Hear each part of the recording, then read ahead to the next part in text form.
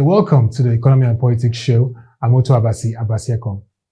This edition will discuss the opportunities for scaling intra-African trade through the PAPSS platform. The Pan-African Payment and Settlement System is a platform designed to facilitate cross-border transactions across the African region and further deepen intra-African trade.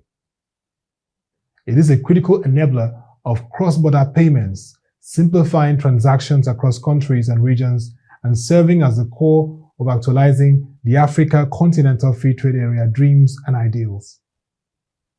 At the recent roadshow of the Pan-African Payment and Settlement System with stakeholders in the banking sector, trade groups, and the fintech industry in Lagos, Nigeria, I sat down with Mr. Ositadimma Ugwu, the head of technology and operations PAPSS, to understand the platform's dynamics and trajectory for boosting cross-border transactions in the African region.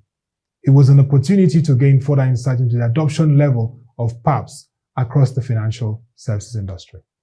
The first 6 months into the PAPSS initiative, we had a wide acceptance by the central banks. In fact, as a matter of fact, there has never been a central bank that will discuss PAPSS that had to think twice before accepting it. Yeah, so there has been that widespread adoption. I would say that even where we experienced a kind of delay in few countries was as a result of maybe regional integrations, wherein a central bank will need to maybe also get clarity and other things from the regional bodies. But we have had a wider adoption, both from the central bank and the commercial bank.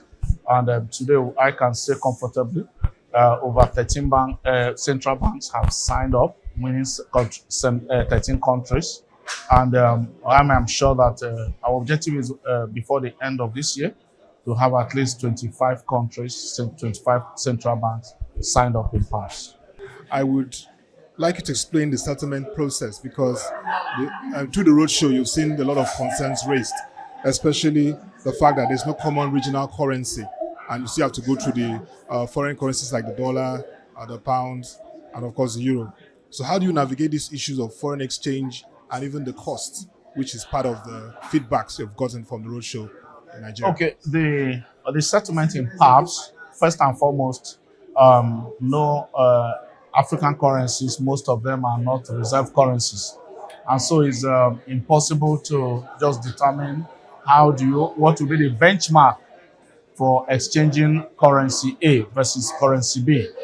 And so PAPSS introduced something unique that you don't find in most cross-border payment platforms, which is multilateral net settlement, which is, yes, we're going to have like a benchmark currency to be able to determine the rates of currency A versus currency B, but the amount of inflow versus amount of outflow in local currencies in each country, only the difference will be settled.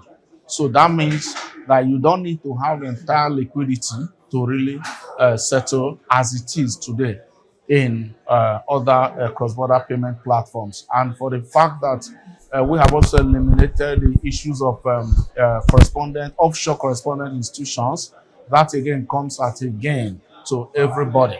So, but we are sure also we are in a journey, and this is transitional, and I'm sure that we'll get to a time very soon where Africa will have its own exchange rate and possibly also have its own currency. Thank you.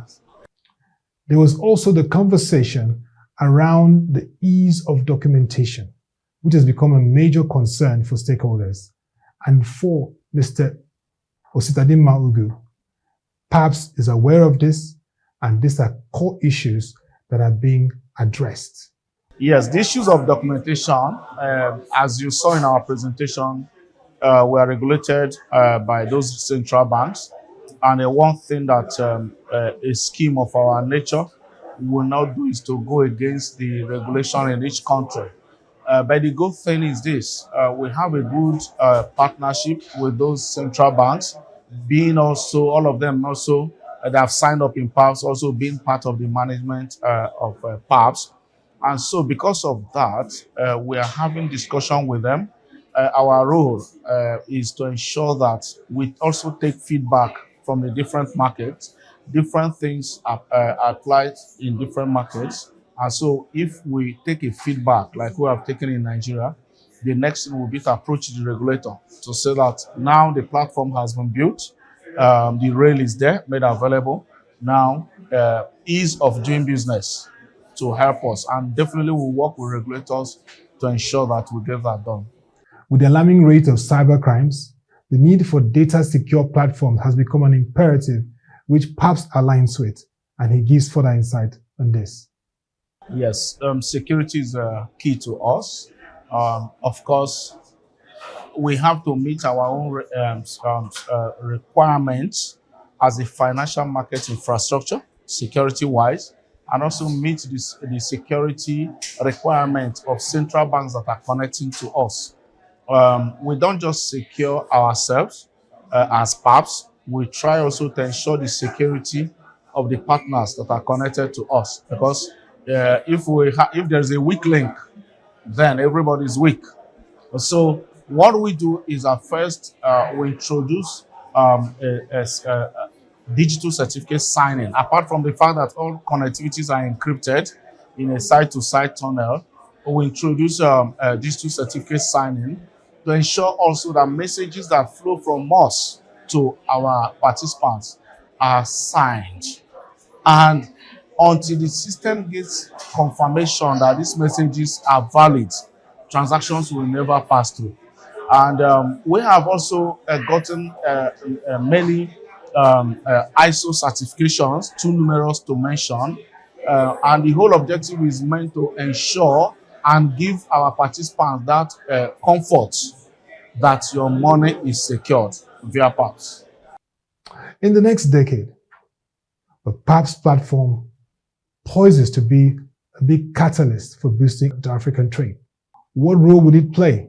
And what are those things to look out for as we begin to see this platform integrate and connect with other critical platforms like the Africa Exchange Linkage Project, which is designed to connect capital markets across the African region? Perhaps as we always introduce it, we are here to extend the footprints. There are silos and fragmented payment infrastructure in Africa today. One of PAPSS' objectives is to become aggregator of aggregator, switch of switches, bring everybody to one platform. It doesn't matter the technology you are using, it doesn't matter. Our objective is to ensure that we extend you beyond your immediate reach. And on the African Linkage Program, we're already working with them because I see no reason why somebody, a stockbroker in Ghana, should not be able to spend his Ghana cedis and buy stock in Naira in Nigeria. We're already working with them to build a platform powered by PAPSS that will allow those people trade easily with any stock exchange in Africa while making payments in their local currencies.